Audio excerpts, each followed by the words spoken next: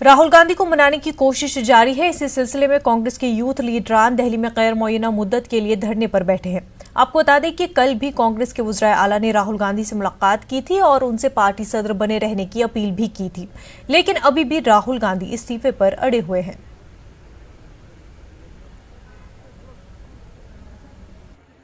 राहुल गांधी जी को कार्यकर्ताओं की भावनाओं से अवगत होकर अपना फैसला लेना पड़ेगा, क्योंकि श्री राहुल गांधी जी प्रधान ना रहें, पार्टी के प्रेसिडेंट ना रहें, इस नरेंद्र मोदी और बीजेपी का आज से नहीं 2012 से ये मुद्दा है, ये उनकी सोच है, ये उनका एक षड्यंत्र है। कोई भी नेता हमारे राहुल गांधी जी को छोड़ के कांग्रेस के नेता आज तक आलू से सोना बनाने वाली बात जो श्री नरेंद्र मोदी ने गुजरात में बोली थी और राहुल जी ने गुजरात के चुनाव में दोहराया था, नरेंद्र मोदी को इंटेरोगेट करके पूछा था कि आलू से सोना बनाने वाली बात कहने वाले नरेंद्र मोदी आज कहाँ हैं। उस बात का जवाब भी जब हम ठीक से हमारे अन्य नेता नहीं दे पाए, क्या वो राहुल जी की जगह पार्टी के प्रधान रह के इस पार्टी को सत्ता तक पहुंचा सकते हैं? एक सिंपल बात का जो जवाब नहीं दे पाए, गांव का एक आम आदमी भी समझता है। चाहे राफेल की बात हो, चाहे अन्य बड़ी बातें हो, सारी राहुल गांधी जी ने बेखूबी उठाई। और हमने राहुल जी से आग्रह किया कि अपना जो उनका फैसला है उस पर पुनर्विचार करें, रिकंसीडर करें, और जब तक हम सारे लोग यहाँ पे अनशन पे बैठेंगे।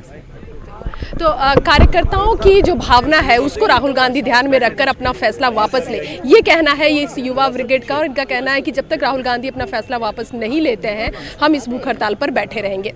कैमरा पर्सन अप्पू के साथ रंजीता झा, न्यूज़ 18 नेटवर्क।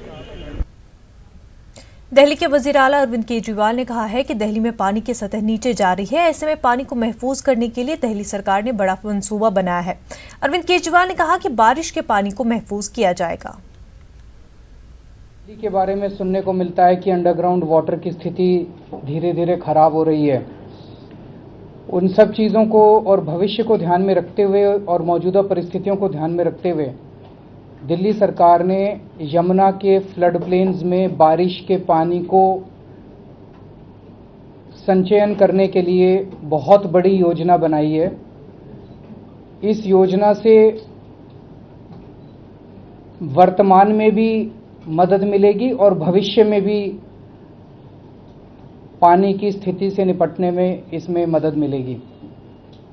अभी कैबिनेट मीटिंग हुई थी। कैबिनेट मीटिंग ने उस प्रस्ताव को पारित कर दिया है। आने वाली बारिशों में यमुना के फ्लड प्लेन में बारिश के पानी को संचयन करने का, ग्राउंड वाटर रिचार्ज करने का काम शुरू किया जाएगा। क्योंकि इस बार समय कम रह गया, इस बार हम कितने बड़े स्केल पे कर पाएंगे अभी कह नहीं सकते, लेकिन एक ठोस शुरुआत होगी और उससे ये भी पता चल जाएगा कि इसका स्कोप कितना ज़्यादा है। एक तरह से ये एक एक्सपेरिमेंटल स्टडी भी होगी हमारे लिए। दिल्ली के नायब वज़ीर आला मनीष सिसोदिया ने कहा कि हम बच्चों की बेहतर तालीम के लिए रुपए खर्च कर रहे हैं और बीजेपी स्कूल के कमरे के खर्च पर बेतुके सवाल उठा रही है। मनीष सिसोदिया ने कहा हमारे बनाए हुए कमरे में तमाम सहूलियात मुहैया कराई जा रही है और बच्चों की तालीम के लिए रुपए खर्च करने में कोई हर्ज नहीं है। आप कमरों की कीमत कैलकुलेट करके बेवकूफ़ी कर रहे हो। इस कॉरिडोर की क्या कीमत लगाओगे आप? ये कमरों में शामिल करोगे कि कमरों से अलग करोगे? लैब में जो इक्विपमेंट रखे जा रहे हैं, फर्नीचर रखा जा रहा है, उसकी कीमत कहाँ से जोड़ोगे आप? पहली बात तो 25 लाख रुपए की कैलकुलेशन ही बकवास है। ऊपर से अगर हो भी तो हम तो इसमें गर्व से कहेंगे कि हम दिल्ली के आम आदमी के बच्चों को पढ़ाने के लिए बहुत वेल फर्निश्ड, शानदार क्लासरूम, वेल इक्विप्ड क्लासरूम जितने में भी बन रहे हैं हम बनवा रहे हैं। पहली बात तो 25 लाख में बन नहीं रहे हैं, उनकी सारी कैलकुलेशंस खराब हैं, लेकिन फिर भी। और दूसरा, मैं मनोज तिवारी जी से पूछना चाहता हूं कि आप कह रहे हो दिल्ली सरकार 25, आपने कमरों की संख्या के हिसाब से कैलकुलेट कर लिया, आपने कॉरिडोर, ये सब फर्नीचर की बात ही नहीं करी। दिल्ली सरकार आप कह रहे हो 25 लाख रुपए में कमरा बनवा रही है। मैं नगर निगम की बात बता रहा हूँ। नगर निगम में दिल्ली स्टैंडिंग कमेटी का रेजोल्यूशन है इनकी साउथ MCD का, उसमें इन्होंने 43 कमरे का एस्टिमेट, आपको मैं कागज़ दे दूंगा इसके, 10,73,80,000 रुपए में पास किया है। 10,73,00,000 को अगर आप 43 से डिवाइड कर दें, 24.95 मतलब 24,95,000 में एक कमरा बना रहे हैं, अगर कमरों के हिसाब से कैलकुलेट करें। हम जिस कमरे को बना रहे हैं उसमें फर्नीचर भी लगा रहे हैं, लैब के इक्विपमेंट, लाइब्रेरी के इक्विपमेंट सारे हैं, उसमें इस तरह के कॉरिडोर भी हैं। मुझे बताएं वो जो 43 कमरे बना रहे हैं उसमें ऐसा कॉरिडोर है, उसमें रेन वाटर हार्वेस्टिंग का सिस्टम है, उसमें बिजली है, उसमें पानी है शामिल, उसमें फर्नीचर है, फर्नीचर इसमें लिख नहीं रहा कहीं। तो इसका मतलब आप तो हमसे ज़्यादा महंगे बना रहे हो। अगर इसी कॉस्ट को लोगे आप हमसे ज़्यादा महंगे बना रहे हो, फिर तो आप ज़्यादा बेईमानी कर रहे हो। आप करो आप प्रेस कॉन्फ्रेंस, बताओ कि दिल्ली नगर निगम का साउथ एमसीडी दिल्ली सरकार से भी ज़्यादा भ्रष्टाचार कर रहा है हिम्मत बताने की। सारे शामिल हैं, फर्नीचर भी शामिल है, सब कुछ शामिल है। जो चीज़ें आपको दिख रही हैं, अब ये कॉरिडोर बनेगा कि नहीं बनेगा, उसमें ये कॉरिडोर की कॉस्ट कौन बताएगा? मनोज तिवारी कैलकुलेट करेंगे इसके कॉस्ट, उनको कुछ पता होता है नहीं। अब नगर निगम का बताएं ना, वो नगर निगम की चिंता करें। नगर निगम में 25 लाख से ज़्यादा पे कमरे बन रहे हैं, थोड़ी चिंता नगर निगम की कर लें मनोज तिवारी। ये स्टैंडर्ड रेट्स हैं, जब एस्टीमेट बनाया जाता है उसके बाद में ठेका छूटता है, अलग अलग कॉस्ट पे छूटता है, उससे एक्चुअली एक्सपेंडिचर उससे कहीं नीचे होता है। लेकिन सवाल ये है कि पहली बात तो इतना हो हल्ला क्यों? 3000 करोड़ की मूर्ति बनाते हो, मान लीजिए, पहले तो बकवास कर रहे हो, लेकिन मान लीजिए अगर हमने बच्चों को पढ़ने के लिए 25 लाख का कमरा शानदार बना के भी दे दिया, उसमें उनके अच्छे बैठने की व्यवस्था कर दी, तो उसमें क्या प्रॉब्लम है इनको? दिल्ली के हौज काजी इलाके में हुए झगड़े के बाद हालात मामूल पर हैं। हिफाजती इंतजामात के पेश नज़र पुलिस एहलकार तैनात है।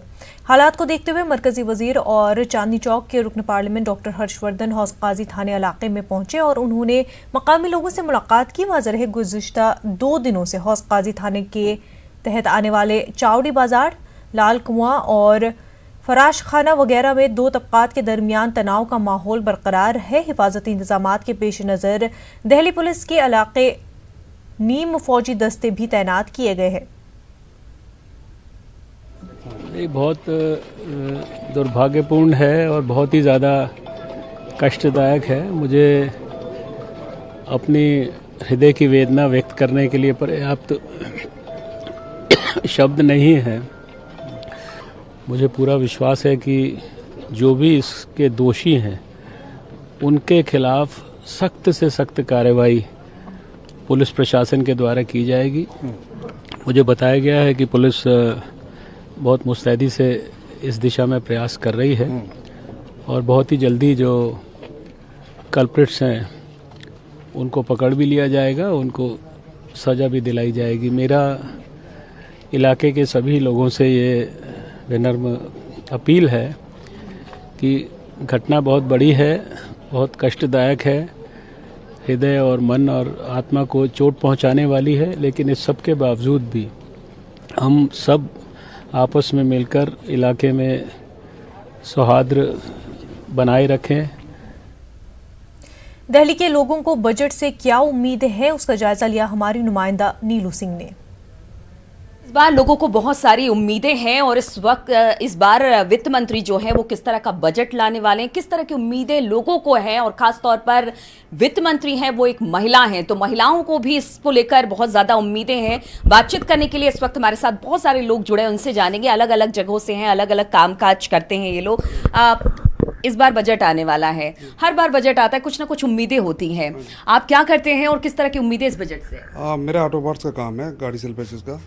जैसे कि आप देख रहे हैं कि बहुत मंदे के दौर से जा रहा है, चाहे न्यू कार है चाहे पुरानी कार है, तो हमारी जो सेल है बहुत डाउन जा रही है। उसका कारण है मार्केट में लिक्विड नहीं है, पैसा नहीं है। तो सरकार को थोड़ा ये कोशिश करना चाहिए कि पैसा थोड़ा मार्केट में सर्कुलेट हो। जीएसटी के बाद थोड़ा मार्केट टाइट हुई है और हम ये चाहते हैं कि जो रिबेट सरकार जो पहले दे रही थी उसको थोड़ा बढ़ाए, क्योंकि जब तक हम इसको राहत नहीं देंगे तो ये गेन नहीं करेगा, अभी डाउन जा रहा है। तो एक तो हमारी ये उम्मीद है कि इस बार मोदी जी की सरकार है, बजट सत्र के अंदर इसमें हमें इम्प्लीमेंट राहत मिलेगी। अब की बार जो जीएसटी का एक तो सरलीकरण होना चाहिए और ई-वे बिल में बहुत प्रॉब्लम आती है। और एक टेक्निकल प्रॉब्लम ये है कि हम जीएसटी दे के आए और वो अगले सामने वाले पार्टी उसको बिल शो नहीं करती, तो वो हमें मिलती नहीं, उसकी रिस्पॉन्सिबिलिटी हमारी है, जबकि ये रिस्पॉन्सिबिलिटी गवर्नमेंट की होनी चाहिए कि वो उससे वो जीएसटी ले। हमारी जो मंत्री हैं वो एक महिला हैं, तो हम महिला होने के नाते एक ये हमारी एक सोच भी है और उनसे रिक्वेस्ट भी है कि हमारा रसोई का बजट हमारे हाथ में होना चाहिए। बजट हाथ में होने का मतलब है कि जो एक आम आदमी के अप्रोच में होनी चाहिए रोटी उसकी। तो मेरे को तो यही लगता है कि बच्चों की एजुकेशन सबसे बड़ी चीज़ है। एक से एक बच्चा ऐसा होता है जिनके पास घर में ट्यूशन के लिए नहीं है, तो उनके बजट ऐसा हो ताकि बच्चों को एजुकेशन का लाभ मिले, हर बच्चे को मिले गरीब से। और जो रिटायर्ड कोई भी किसी भी डिपार्टमेंट से रिटायर्ड हैं उनके इनकम टैक्स में थोड़ा सा जैसे रिबेट मिलती है वो उसी तरह से अच्छे। बिल्कुल, मिडिल क्लास तो यही चाहता है कि थोड़ा सा इनकम टैक्स में छूट मिले। तमाम जगहों पर वित्त मंत्री को ध्यान देना होगा। अब देखना होगा कि जो 5 जुलाई को जो बजट आता है उसमें वित्त मंत्री किस तरह का बजट रखती हैं, क्या लोगों को खुश कर पाती हैं, ये आगे आने वाले दिनों में देखने वाली बात होगी। कैमरामैन चंद्रदेव के साथ मैं नीलू सिंह, न्यूज़ 18 दिल्ली। गाजियाबाद के मुरादनगर इलाके में गुस्ल करने गए 2 बच्चे नहर में डूब गए। एक बच्चे को डूबने से बचा लिया गया जबकि दूसरे बच्चे की तलाश जारी है। हादसे के वक्त का सीसीटीवी भी सामने आया जिसमें साफ तौर पर देखा जा सकता है कि 2 नौजवान नहर में डूब रहे हैं।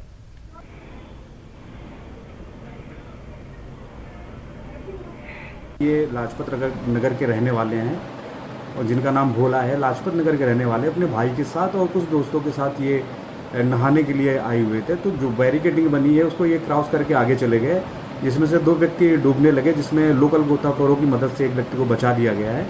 बाकी ये डूब गए हैं तो लोकल गोताखोरों की मदद से तलाशी अभियान जारी है, लेकिन बॉडी अभी रिकवर मिली नहीं है। एनडीआरएफ को सूचित कर दिया गया है और कल भी ये बचाव कार्य जारी रहेगा। अमरनाथ यात्रा के लिए यात्रियों में जबरदस्त जोश और खरोश देखा जा रहा है। नुनवन बेस कैंप से आज यात्रियों का दूसरा जत्था मुक़द्दस गुफा के लिए रवाना हुआ है। यात्रा के लिए सिक्योरिटी के सख्त इंतजाम किए गए हैं। 1 जुलाई को 8,403 यात्रियों ने मुक़द्दस गुफा के दर्शन किए थे। उधर जम्मू यात्री निवास से तीसरा जत्था भी आज पहलगाम बेस कैंप के लिए रवाना हुआ। यहां से आज 5,909 यात्रियों पर मुश्तमिल जत्था रवाना हुआ।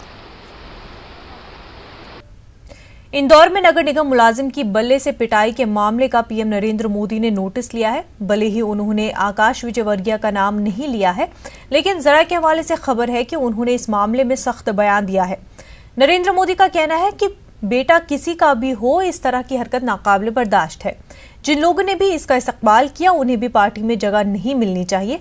आपको बता दें कि गुज़िश्ता रोज आकाश विजयवर्गीय ने इंदौर में नगर निगम मुलाजिम की बल्ले से पिटाई की थी, जिसकी वजह से नगर निगम मुलाजिम को आईसीयू में दाखिल कराना पड़ा था।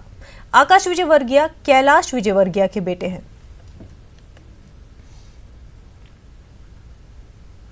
मैंने देखा नहीं, सुना नहीं, मैं अभी तो पार्टी की बैठक में आया हूँ।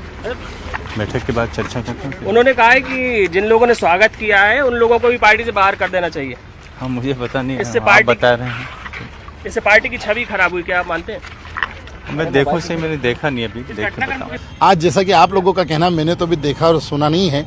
आपका कहना है कि मोदी जी ने ऐसा कहा है कि कोई भी अगर इस तरह की हरकत करेगा तो वो बर्दाश्त नहीं की जाएगी, निश्चित रूप से। प्रदेश उपाध्यक्ष हैं तो क्या आकाश जी पे कोई कार्रवाई होगी, क्योंकि मोदी जी ने इस बात के संकेत दिए थे? देखिए, आकाश जी के ऊपर जिस परिस्थिति में आकाश जी ने से ये कृत्य हुआ है, उन परिस्थितियों में आकाश विजयवर्गीय जी ने जो किया था उसकी सजा वो भुगत चुके हैं।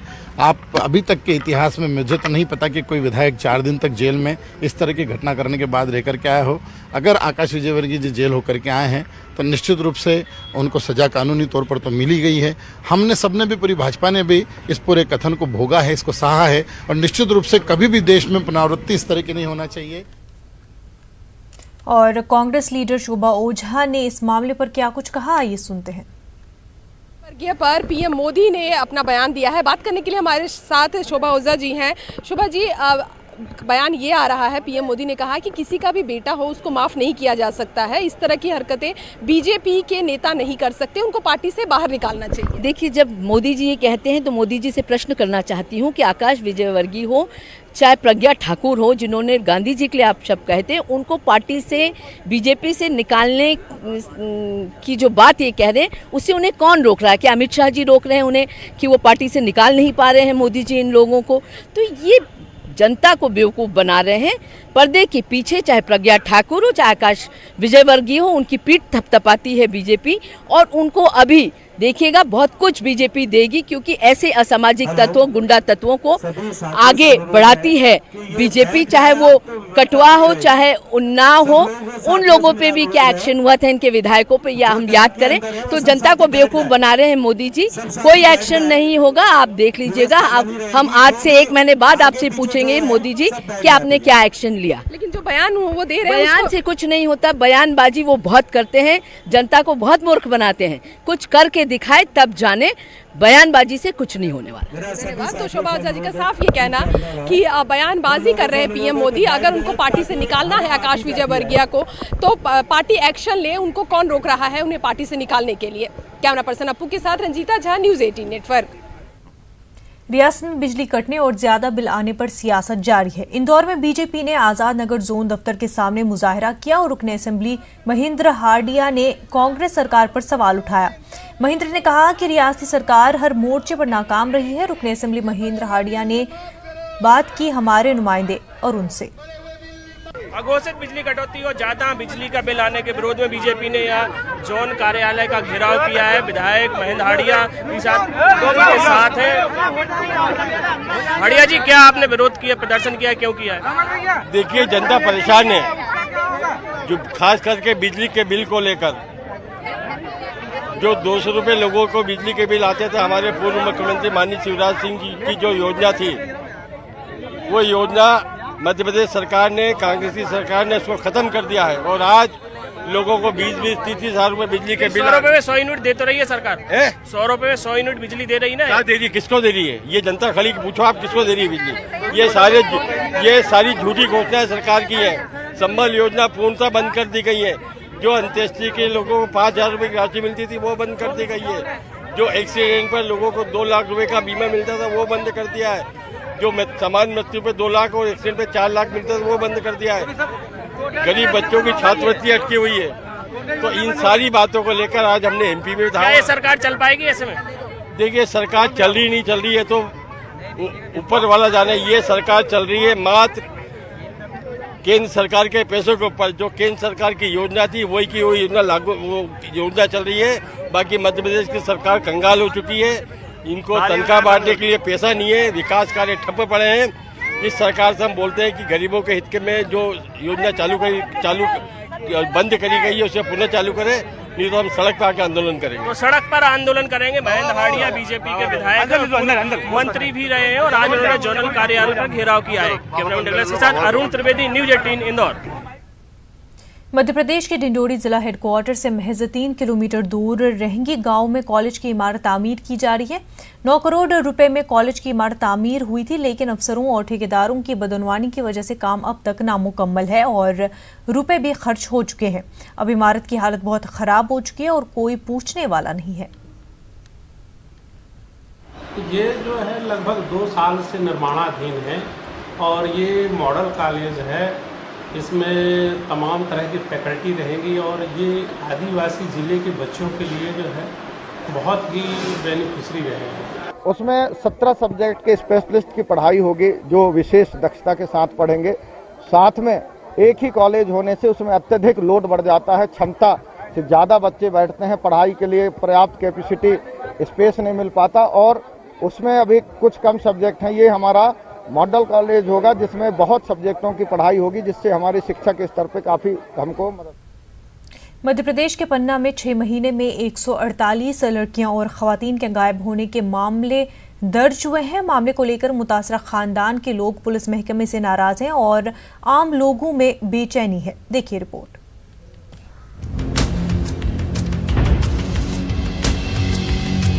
पन्ना में जनवरी से जून तक करीब 148 खवातीन और नाबालिग बच्चियों के गायब होने के मामले दर्ज हुए हैं। इन बच्चियों के गायब होने के पीछे आखिर वजह क्या है, पुलिस को भी समझ नहीं आ रहा है। पन्ना में लड़कियों के गायब होने की खबर लगातार मिल रही है।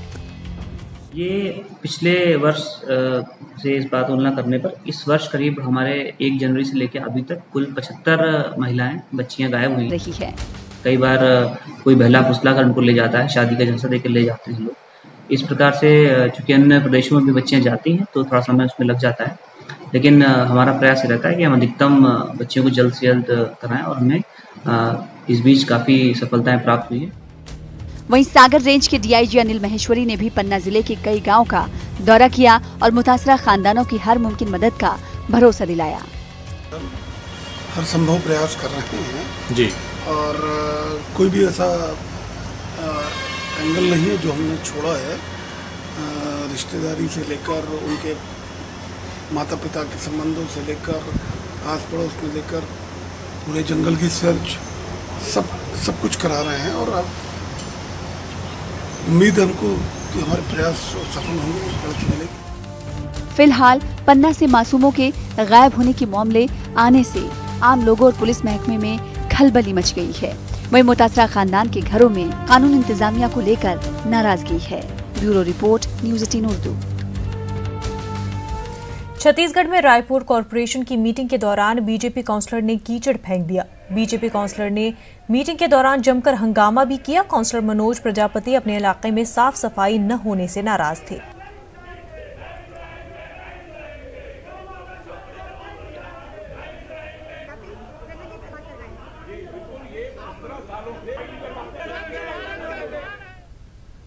छत्तीसगढ़ के बेमतरा में लकड़ी तस्करों के हौसले बुलंद हैं। लकड़ी तस्कर अब नगर पंचायत की जमीन पर भी दरख्तों की कटाई करते जा रहे हैं और जिम्मेदारान को कोई परवाह नहीं है। नवागढ़ नगर पंचायत इलाके में तालाब के किनारे लगे सैकड़ों दरख्तों को काट लिया गया, जिसकी शिकायत कलेक्टर से करने के बावजूद भी कोई कार्रवाई नहीं हुई। इस मामले को लेकर लोगों में नाराजगी है। और यहाँ बहुत सारा पेड़ था, उस पेड़ को काट दिया गया है और इसको नाम सहित हम लोग शिकायत किए हैं। उसके बाद भी कोई मतलब इसका एक्शन नहीं ले रहा है। न कोई अभी तक आया है यहाँ पर देखने के लिए कि पेड़ कटा है, किसके कैसे काट दिया और काट कर बेच दिया, कैसे है, कोई यहाँ देखने तक नहीं आया है। छत्तीसगढ़ के बलरामपुर में तालीम याफ्ता नौजवान नौकरी की तलाश छोड़कर ज़राअत से अच्छी कमाई कर रहे हैं, साथ दूसरों को रोजगार भी दे रहे हैं। आप देखिए रिपोर्ट, हमें दीजिए इजाजत। आदाब। बलरामपुर जिले के कुसमी शंकरगढ़ में मिर्च की लहलहाती फसल यहाँ के तालीम याफ्ता नौजवान की मेहनत का नतीजा है। पोस्ट ग्रेजुएट दीपेश जायसवाल नौकरी की तलाश छोड़ अब ज़राअत में जुड़ गए हैं और घाटे का सौदा कहे जाने वाले किसानी को मुनाफे में बदल दिया है। देखिए, मैं पोस्ट ग्रेजुएट हूँ, पढ़ा लिखा हूँ और मैं बहुत जगह फॉर्म वॉर्म भी डाला नौकरी के लिए, लेकिन लगा नहीं। फिर मैं सोचा कि खेती बाड़ी भी एक अच्छा चीज़ है, खेती किसानी, तो मैं इस लाइन से जुड़ गया और मैं खुद नौकरी के लिए अप्लाई करता था पहले, लेकिन अब मैं खुद 100 आदमी को 50 आदमी को डेली रोजगार देता हूँ। दीपेश की तरह नौजवान किसान उमेश के चेहरे की मुस्कान बता रही है कि इस साल मिर्च की कीमत गुज़िश्ता साल से बेहतर मिली है। मिर्ची अगले साल हर साल लगता था, लेकिन इस बार हम मिर्ची का रेट जो है अच्छा खासा मिल रहा है और मैंने कल बेचा भी और 30 रुपये किलो कल बेचा था और इस बार अच्छा रेट है। अगले बार की अपेक्षा किसान इस बार जितना लगाए उनको अच्छा बेनिफिट हो। कुसमी में कई एकड़ में फैली मिर्च को तोड़ने के लिए आसपास के मजदूर आते हैं। उन्हें काम की तलाश के लिए बाहर नहीं जाना पड़ता है। इतना है फायदा ही गांव तरफ से और गांव को आवन बहुत बाहर जाने से नहीं पड़े उतना। कृषि के क्षेत्र में हम लोग काम किए हुए हैं। अगर हमारा युवा पीढ़ी अगर उस ओर ज़्यादा मुखर हो रहा है तो निश्चित रूप से आने वाला जो पीढ़ी है वो खेती के माध्यम से अपना आय अर्जित करेगा। आज ये नौजवान मिर्च की खेती कर लाखों की कमाई कर रहे हैं। कुसमी के नौजवान मुल्क भर के नौजवानों के लिए मिसाल हो सकते हैं। नौकरी नहीं मिली तो नाउम्मीद होने की जरूरत नहीं है। ज़राअत में भी अच्छी कमाई की जा सकती है।